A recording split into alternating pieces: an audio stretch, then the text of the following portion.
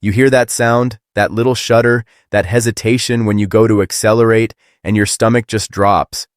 Because somewhere in the back of your mind, you already know. You know that trip to the dealership is gonna hurt. And sure enough, they come back with a clipboard and a face that says, "Brace yourself." Transmission work.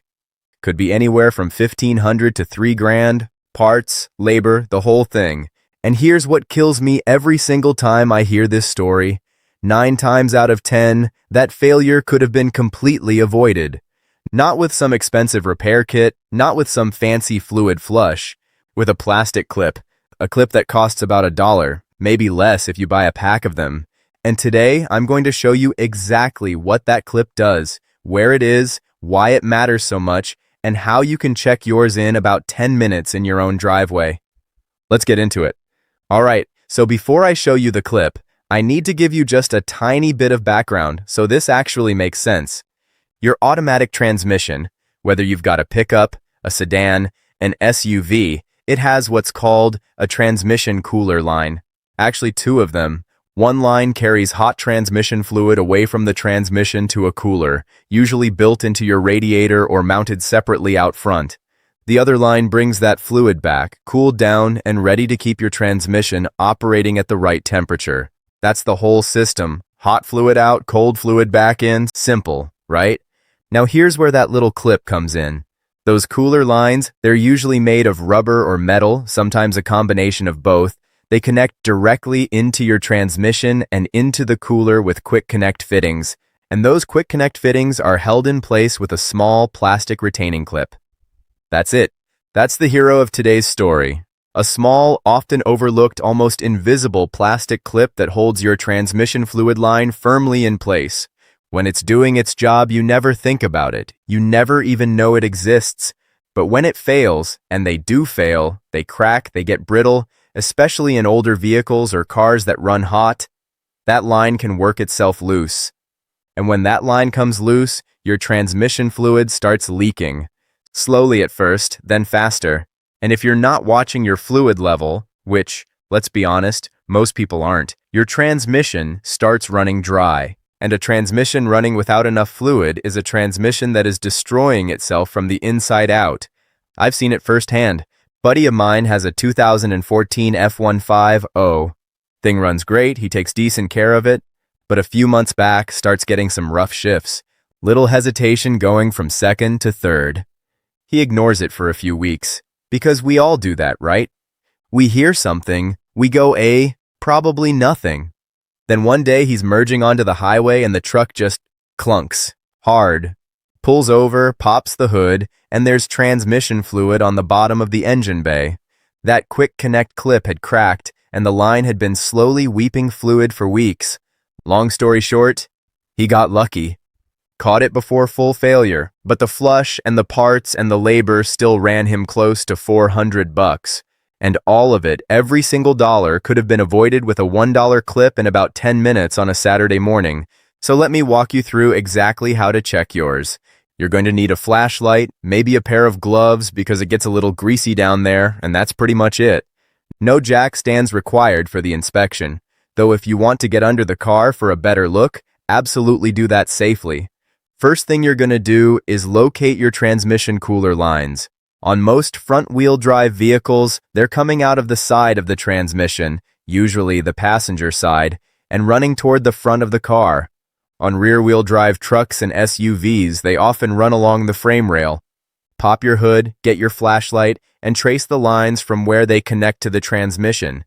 That connection point, that's what you're looking at. Now, the clips themselves can look a little different depending on your vehicle. Some are horseshoe-shaped, some are more like a hairpin. Some are small tabs that snap into a groove around the fitting, but they all serve the same purpose. They lock that line into the fitting so it can't back out. What you're looking for is whether the clip is fully seated, whether it looks cracked or broken, whether the line itself feels secure when you give it a gentle tug.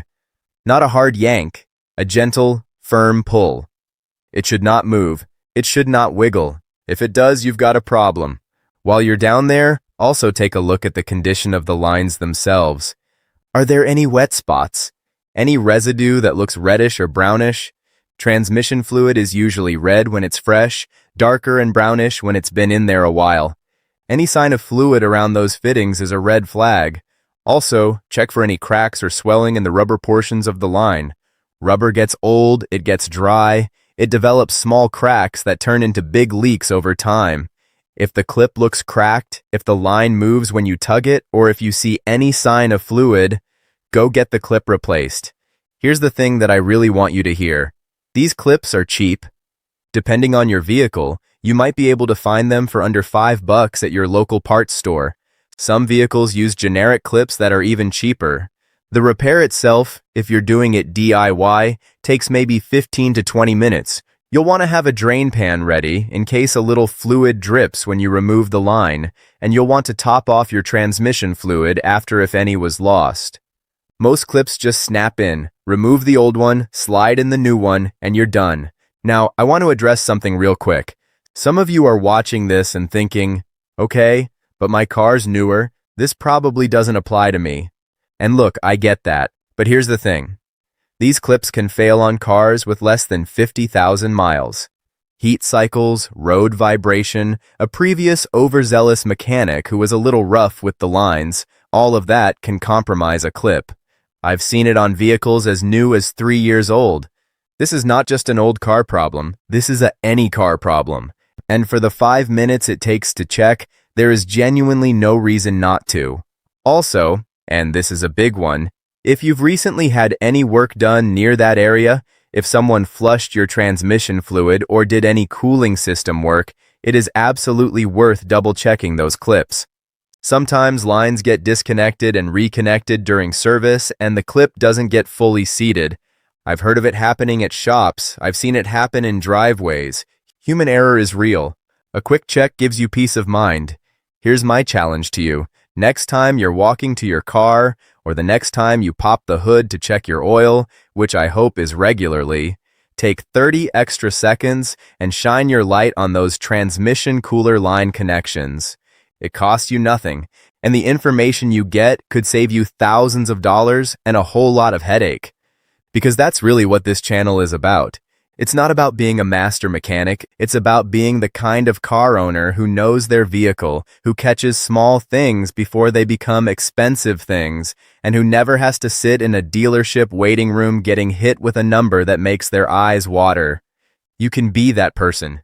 It doesn't take a full tool chest. It doesn't take years of experience. It just takes a little knowledge and the willingness to spend 10 minutes on a Saturday.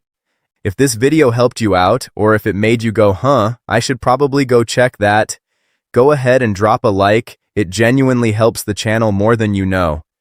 And if you've got a story about a transmission issue, a clip failure, or honestly, any repair that surprised you with how simple the fix actually was, I want to hear it. Drop it in the comments below.